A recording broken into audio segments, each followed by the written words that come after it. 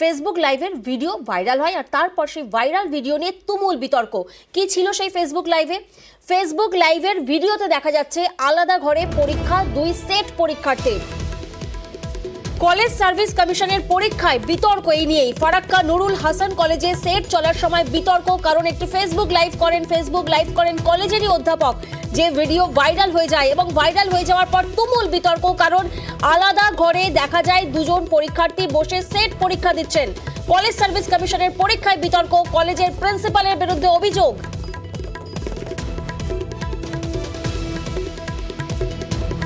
Facebook লাইভের video viral হওয়ায় তুমুল বিতর্ক, অভিযোগ কলেজের প্রিন্সিপালের বিরুদ্ধে টাকা নিয়ে আলাদাভাবে পরীক্ষা নেওয়ার অভিযোগ।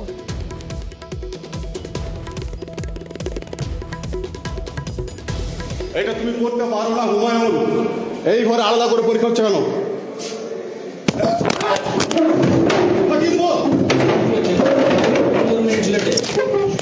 এই ঘরে আলাদা করে পরীক্ষা হচ্ছে কেন? এই ঘরে আলাদা করে পরীক্ষা হচ্ছে কেন? আমি প্রফেসর সৈয়দুল হাসান কলেজ থেকে বলছি। আমি এই কলেজে এখন টিচার। প্রিন্সিপাল এদের কাছে পয়সা খেয়ে এই রোল নম্বরের খাতা আলাদা করে পরীক্ষা হচ্ছে, আলাদা করে।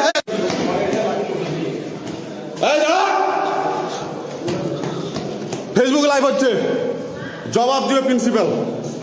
আলাদা করে পরীক্ষা হচ্ছে কেন? কলেজে সেট পরীক্ষাতে প্রিন্সিপাল পয়সা খেয়ে আলাদা করে লোক বসেছে, আলাদা করে। প্রিন্সিপাল ওই ঘরে 2 জনকে আলাদা বসেছিল কেন? মোবাইল টোবাইল নিয়ে ক্যান্টিনে। এই জবাব কি দিবেন আপনি বলুন? আলাদা লোক দিয়ে ওই রুমে 2 জন বসেছিল মোবাইল টোবাইল নিয়ে। আমি পুরোটাই লাইভ করেছি। এতে যা হয় হবে আমার। দেখুন, একটা রুমে লক করা আছে, সেই বিষয় নিয়ে তো আমরা বলতে পারি না। আপনাদের এখানে তো আমরা তো বাইরে থেকে এসেছি, আমরা তো অবজারভার হিসাবে এসেছি। আমরা অফিসার ইনচার্জের নলেজে দিচ্ছি। আপনি যেটা বলছেন সেটা আমরা অফিসার ইনচার্জ যিনি আছেন তার নলেজে আমরা দিচ্ছি। এই আমাদের তো এক্সামটা চলুক, তারপরে তখন সেটার কি ব্যবস্থা হচ্ছে দেখা যাবে। সেই ভাইরাল ভিডিও আপনাদের দেখালাম। ফেসবুক লাইভের ভিডিও ভাইরাল হয়েছে এবং তারপরে তুমুল বিতর্ক, কারণ সেই লাইভে দেখা গেছে আলাদা ঘরে পরীক্ষা দিচ্ছেন 2 সেট পরীক্ষার্থী। সোমরাজ এই মুহূর্তে আমাদের সঙ্গে রয়েছেন। সোমরাজ, ঠিক কি ঘটনা, কি বিতর্ক? দেখো, মূলত যেটা অভিযোগ উঠছে যে সেট পরীক্ষায়, আজকে সেট পরীক্ষা রয়েছে, কলেজ সার্ভিস কমিশন সেই পরীক্ষা নেয়। সেই পরীক্ষার 2 জন পরীক্ষার্থী আলাদা ঘরে বসে পরীক্ষা দিয়েছে। আর জানিয়ে মূলত বিতর্ক, এবং ওই কলেজেরই একজন অধ্যাপক তিনি সেই ফেসবুক ভিডিওটি ভাইরাল করেছেন। প্রথমত এই ঘটনার প্রেক্ষিতে ইতিমধ্যে কলেজ সার্ভিস কমিশন যেটা জানাচ্ছে, তাদের কাছে যেটা প্রাথমিকভাবে রিপোর্ট এসেছে যে ওই 2 জন পরীক্ষার্থী আলাদাভাবে শারীরিক অসুস্থতার কথা জানিয়েছিল কলেজ কর্তৃপক্ষকে। শারীরিক অসুস্থতার কথা জানানো হয়েছিল কলেজ সার্ভিস কমিশনে যার যিনি অবজারভার ছিলেন তাকেও, এবং তারপরে তাদেরকে অনুমতি দেওয়া হয় ওই পরীক্ষার্থীদের আলাদা ঘরে বসতে দেওয়ার জন্য। পাশাপাশি যেটা কলেজ সার্ভিস কমিশন সূত্রে জানা যাচ্ছে যে অধ্যাপক ওই ভাইরাল ভিডিওটি করেছেন তার বিরুদ্ধে থানায় অভিযোগ জানানোর নির্দেশ দেওয়া হয়েছে। ইতিমধ্যেই তার বিরুদ্ধে স্থানীয় থানায় অভিযোগ জানানোর কথাও বলা হয়েছে। তার কারণ, পরীক্ষা চলাকালীন এইভাবে ফেসবুকে ভিডিও করছেন তিনি, এবং তিনি পরীক্ষার দায়িত্বে রয়েছেন, ফলত তিনি কর্তব্যের গাফিলতি করেছেন, এই কারণে তার বিরুদ্ধে থানায় অভিযোগ জানানো হচ্ছে। দ্বিতীয়ত, কলেজ সার্ভিস কমিশনের তরফে স্পষ্টতই জানানো হচ্ছে যে ওই 2 জন পরীক্ষার্থী তারা আলাদাভাবে শারীরিক অসুস্থতার কথা জানিয়েছিল, এবং সেই সোমরাজ আসবো তোমার কাছে, আবারও আসবো, কিন্তু তার আগে একবার আমরা শুনে নেব অভিযোগকারী কি বলছেন। আমি পরীক্ষা শেষ হয়ে যাওয়ার পর খাতা জমা দিতে এলাম এখানে। ফার্স্ট হাফের পরীক্ষা 11:30, 10:30 থেকে 11:30। পরীক্ষা শেষ হয়ে যাওয়ার পরে আমি খাতায় আমার জমা দিলাম। জমা দেওয়ার পর তো আর কারো থাকা কথা নয় রুমে, পরীক্ষা শেষ হয়ে যাওয়ার কথা। আমি তখন দেখলাম তালা মারা এই দিকটায়।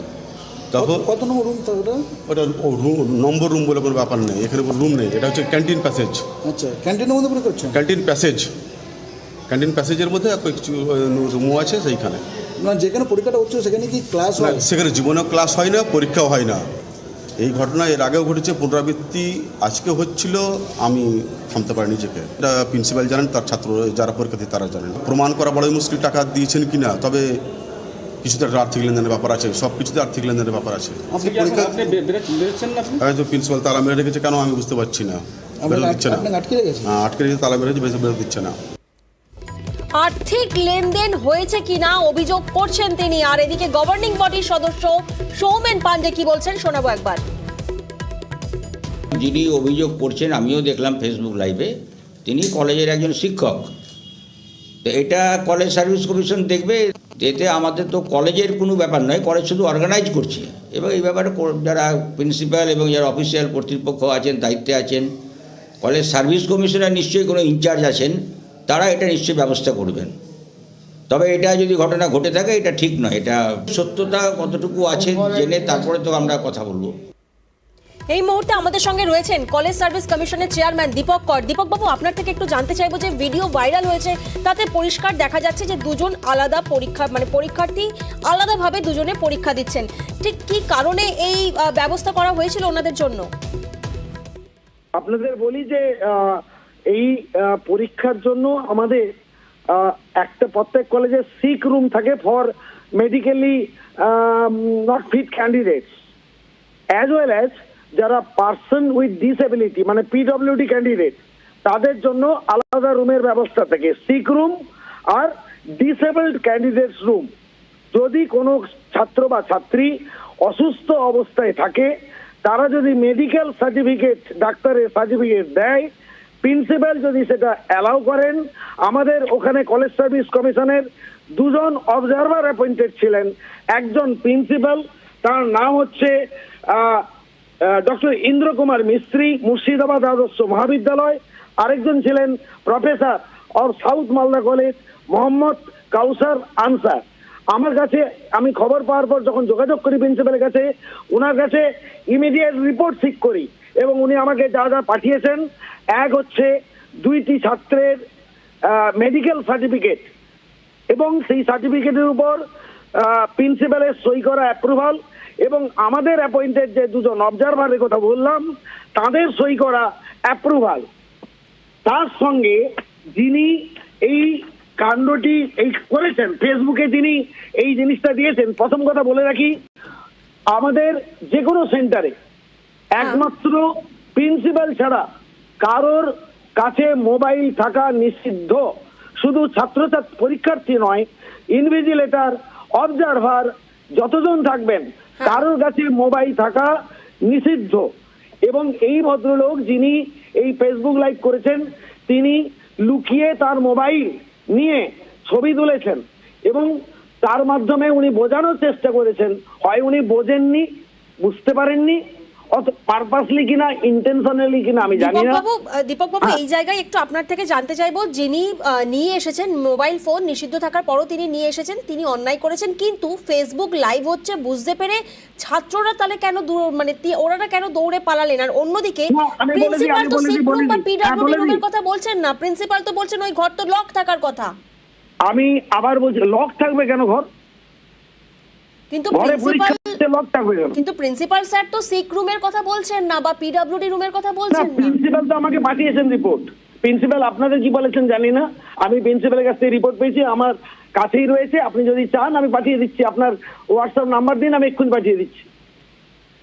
এবং যিনি ওই ঘরে ইনভিজিলেশন দিচ্ছিলেন তার চিঠি দেখতে পাচ্ছি, এবং এই যে উনি মোবাইল নিয়ে ভিতরে ঢুকেছেন যেটা নিয়ম বিরুদ্ধ, সেই মর্মে থানাতে এফআইআর করা হয়েছে, তারও এই রিপোর্ট এসছে আমার কাছে। এবং ওখানে একটা উনি যেহেতু এই পরীক্ষায় দুজন কেন আলাদা করে বসছে, সেই জন্য উনি ওটা একটা সন্দেহ হোক বা যাই কারণে হোক, ওনার একটা মানে এক্সপ্রেশন এমন ছিল যেটাতে মানে মারমুখী এক্সপ্রেশন ছিল ছাত্রছাত্রীদের প্রতি, এবং ভয়ে ছাত্রছাত্রীরা ওই ঘর থেকে ছুটে চলে যায়। এবং এই সম্পূর্ণ বিবরণ সবাই মিথ্যা কথা বলবে সেটা হয় না। ডাক্তারও মিথ্যা কথা বলছে, প্রিন্সিপাল মিথ্যা কথা বলছে, সিএসসি অ্যাপয়েন্টেড অবজারভার মিথ্যা কথা বলছে, যিনি ইনভিজিলেটর ছিলেন তিনি মিথ্যা কথা বলছেন, সবাই মিথ্যা কথা বলছে। ফেসবুক যিনি লাইভ করেছেন তিনি সত্যি কথা বলছেন। এটা আমার একটু বুঝতে অসুবিধা হচ্ছে। আচ্ছা, ধন্যবাদ আমাদের সাথে কথা বলার জন্য। এই ভিডিও ভাইরাল হওয়ায় তুমুল বিতর্ক হয় এবং তারপরে কলেজ সার্ভিস কমিশনের দাবি 2 ছাত্রের জ্বর থাকায় আলাদা ঘরে বসার আবেদন করেন।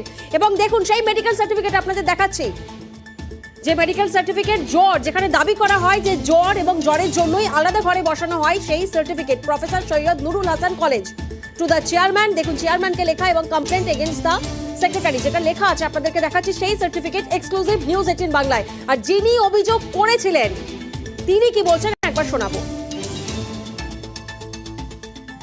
আমি পরীক্ষা শেষ হয়ে যাওয়ার পর খাতা জমা দিতে এলাম এখানে। ফার্স্ট হাফের পরীক্ষা 11:30, 10:30 থেকে 11:30। পরীক্ষা শেষ হয়ে যাওয়ার পরে আমি খাতা আমার জমা দিলাম। জমা দেওয়ার পর তো আর কারো থাকা কথা নয় রুমে, পরীক্ষা শেষ হয়ে যাওয়ার কথা। আমি তখন দেখলাম তালা মারা এই দিকটায়। তখন কত নম্বর রুম তো ওটা? ওটা নম্বর রুম বলে কোনো ব্যাপার নেই, এখানে কোনো রুম নেই। এটা হচ্ছে ক্যান্টিন প্যাসেজ। আচ্ছা, ক্যান্টিনের মধ্যে পরীক্ষা হচ্ছে? ক্যান্টিন প্যাসেজের মধ্যে কিছু রুমও আছে সেইখানে।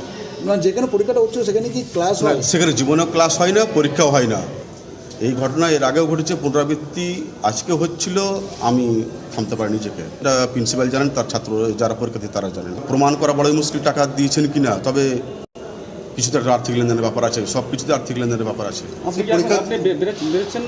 প্রিন্সিপাল তালা মেরে রেখেছে কেন আমি বুঝতে পারছি না। বেরোতে দিচ্ছে না, আটকে রেখেছে, তালা মেরেছে, বেরোতে দিচ্ছে না। এই মুহূর্তে আমাদের সঙ্গে শিবাশিস বন্দ্যোপাধ্যায় প্রিন্সিপাল রয়েছেন। শিবাশিস বাবু, আপনার থেকে একটু জানতে চাইবো যে আপনাদের মানে কলেজের প্রিন্সিপালের বিরুদ্ধেই অভিযোগ করছেন তিনি টাকা নিয়ে আলাদাভাবে পরীক্ষা নেওয়ার অভিযোগ তুলছেন। যে অভিযোগ তুলছে সে একজন করাপ্টেড পারসন। ও তো 2021 সালে ওই কলেজেই পরীক্ষা দিয়েছিল, সেটের পরীক্ষা দিয়েছিল। ওকে বলুন তো কাকে টাকা দিয়েছিল? ও তো পাস করেছে পরীক্ষা দিয়ে। 2021 সালে ওই কলেজে পরীক্ষা দিয়ে সেট পাস করেছে। ও তো মাতাল ছেলে। ও তো এর আগে তো অনেকের কাছ থেকে ঘরের নাম করে 1.5 লাখ টাকা 2 লাখ টাকা দিয়ে আমার কাছে প্রমাণ আছে। আর ও যখন এই কাণ্ডটা ঘটাচ্ছে, ওটা তো একটা সিক রুম থাকেই। সিক রুমে আমি শুধু নয়, আমার যিনি কোঅর্ডিনেটর ছিলেন তিনি ফোন করেছেন আমাকে। আমি যারা অবজারভার ছিল তাদের পরামর্শ নিয়েছি এবং তাদের অ্যাপ্লিকেশনের উপর ভিত্তি করে মেডিকেল রিপোর্ট দেখে তাদেরকে সিক রুমেই বসানো হয়েছিল। উপরে সিক রুম লেখা আছে, ওই ছবিটাও দেখাচ্ছে না কেন? বেশ, শিবাশিস বাবু, আরো একটি বিষয় আপনার থেকে জানতে চাইবো। দ্বিতীয় কথা, আমার একটা প্রশ্ন আছে। হ্যাঁ, সিএসসির আইন অনুযায়ী কোনো টিচার মোবাইল ফোন ইউজ করতে পারবে না দুটো হাতে। অনেকেই আমাকে মোবাইল ফোন জমা দিয়ে গেছিল। এই ছেলেটা নিজের হাত কাছে মোবাইল ফোন লুকিয়ে রেখেছিল এই বদমাশি করার জন্য। যে টিচারকে হ্যাকেল করেছে তাকে নাস্তি মেরেছে। তাহলে কি এনার বিরুদ্ধে কোন রকম ব্যবস্থা নেওয়া হচ্ছে শিবাশিস বাবু? অলরেডি ওর বিরুদ্ধে অ্যাকশন নিয়ে আমি এফআইআর করেছি ফরকার থানাতে। ওর বিরুদ্ধে ইমিডিয়েট আমি ওকে করেছি। 24 ঘন্টার মধ্যে উত্তর না দিলে ওকে আমি সাসপেন্ড করবো। বেশ, ধন্যবাদ।